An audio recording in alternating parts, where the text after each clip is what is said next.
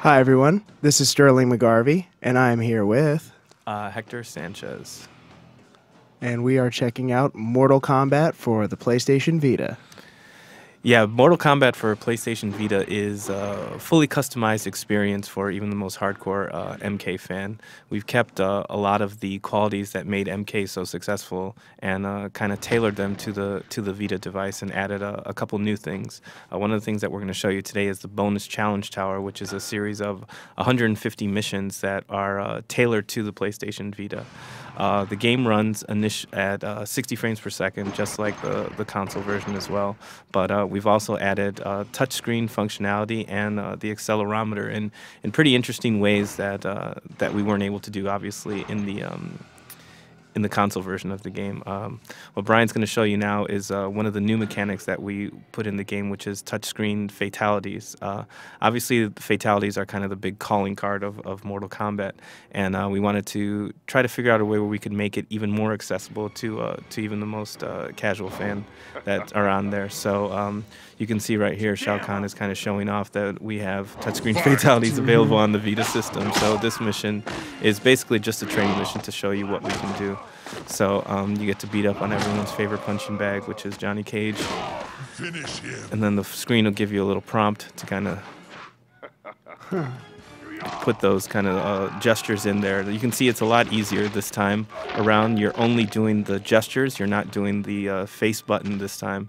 So it reduces a number of inputs that you have to put in, but it's still very visceral and still very engaging. So, in looking at that, does it just support front touchscreen, or does it also do with rear touch? I've seen other fighting games where they kind of use the rear touchpad for different functions. Similar to the We front. wanted to focus only on the front touchscreen just because Mortal Kombat is such a kind of a fast-paced, like Twitch reflex game that we didn't want people to inadvertently fire off attacks that they were doing, that they wanted to do. Okay. This next mission that Brian's going to show you is Bloody Mess. And this is just another kind of quirky way that we were able to incorporate the touchscreen functionality into like the basic Mortal Kombat gameplay. We call these missions kind of hybrid missions where you're keeping your hands on the D-pad and the face buttons as you would normally, but we also added touchscreen functionality into it as well. So you'll see as the fight gets progressively longer, your screen will be filled with blood the entire time, so you actually have to physically wipe away the blood from your screen to make sure that you can actually see what's going on. And while you're wiping the blood away from the screen, it gives you a little bit of a health power-up to kind of help balance out the mission as well. So again, it's another one of those fun things where we kept the kind of core Mortal Kombat experience, but added something new and customizable for the Vita. Brian will also be able to show you one of the things that we added, which is the ability to fire off the X-ray move using the touchscreen. Again, fatalities and X-rays were kind of the big, high-impact, cinematic moments in the game. We wanted to make those as accessible as possible. We figured there's going to be a lot more casual people that are going to want to pick up Mortal Kombat for the Vita than there were for the console version. So that was one way that we could incorporate that into it. So the strategy of this mission is to try to disable Baraka so that you have the time to kind of wipe away the blood from the screen.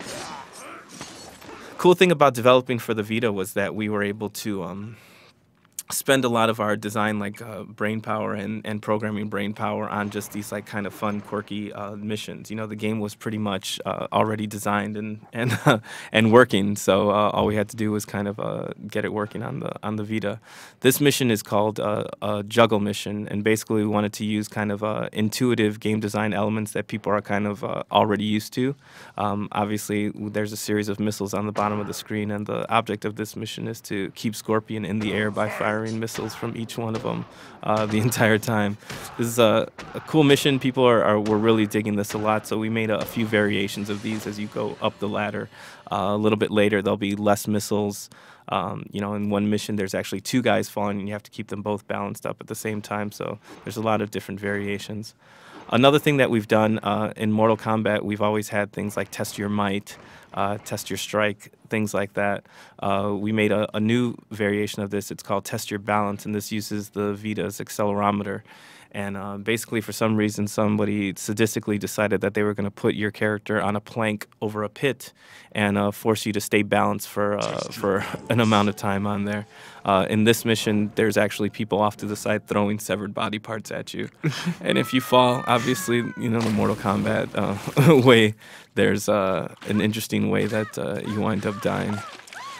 So what we're guessing is that people are probably going to fail these missions on purpose as many times as possible to see how many of these different variations there are. It's always something different whenever you die. Another example of a hybrid mission is a mission that we call Missile Mayhem. Basically, in Missile Mayhem, you fight as Sub-Zero against Sector, and Sector's firing missiles at you while he's fighting you. And the goal of this mission is to stay alive while detonating the missiles that come off screen using the touchscreen while blocking the attacks that Sector's getting at you at the same time. So it's been pretty cool to try to find these kind of like different variations of missions to utilize all of the features that the Vita has.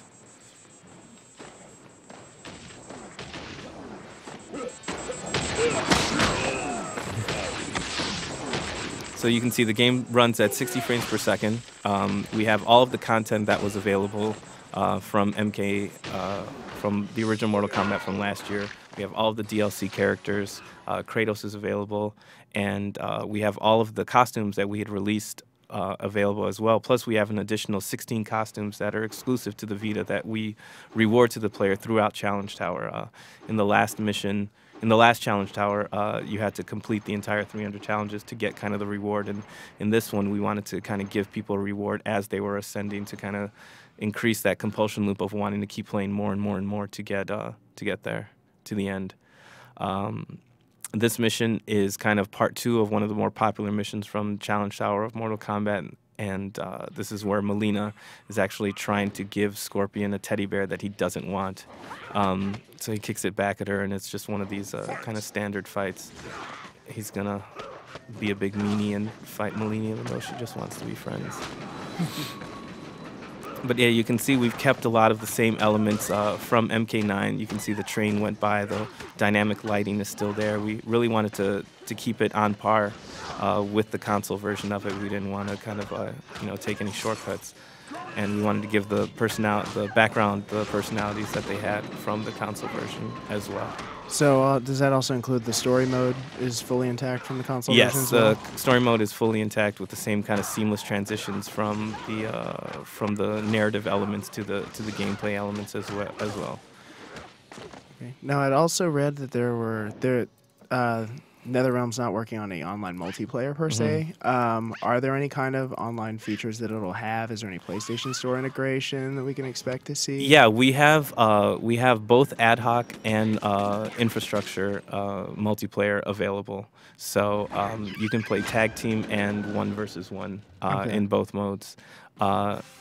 We also have the tweak variable and balance system from the console version integrated in this as well. So we have all the latest patches and all the latest balance data available. So if something gets updated on the console version, it'll be updated on the Vita version as well to keep them kind of at the same place as both of them.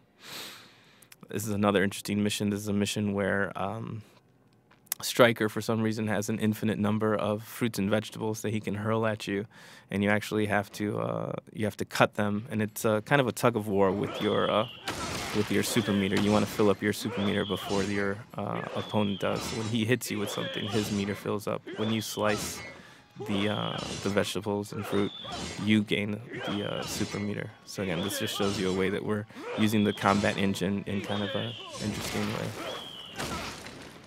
Are you about to lose? Wow, you lose. And here we are diving into multiplayer Mortal Kombat on PlayStation Vita. So we're playing an ad hoc match. Let's see what you're made of. So my humiliation will come from 3 feet away.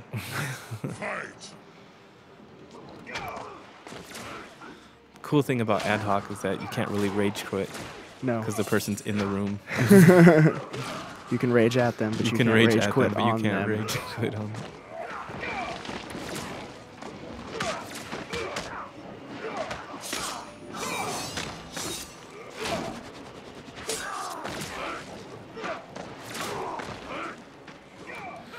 So you can see the arenas still have some of the kind of dynamic elements that made them pretty have good personality in the console version of the game. So this is the Soul Chamber. It made its debut in Mortal Kombat 3. It was designed by Tony Goski, and this is kind of the updated 2011 version of it.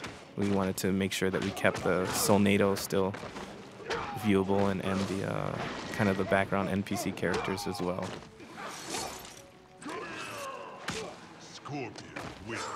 Wow.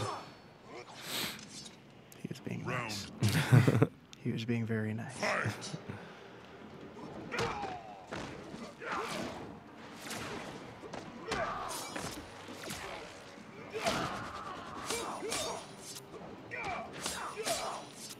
You can use your X-ray by tapping on the flashing X there. There we go. Oh.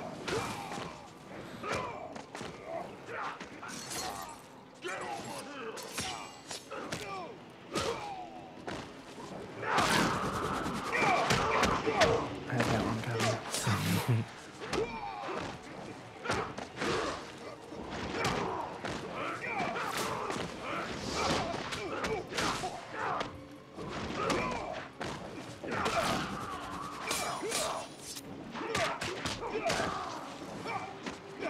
Cabal wins.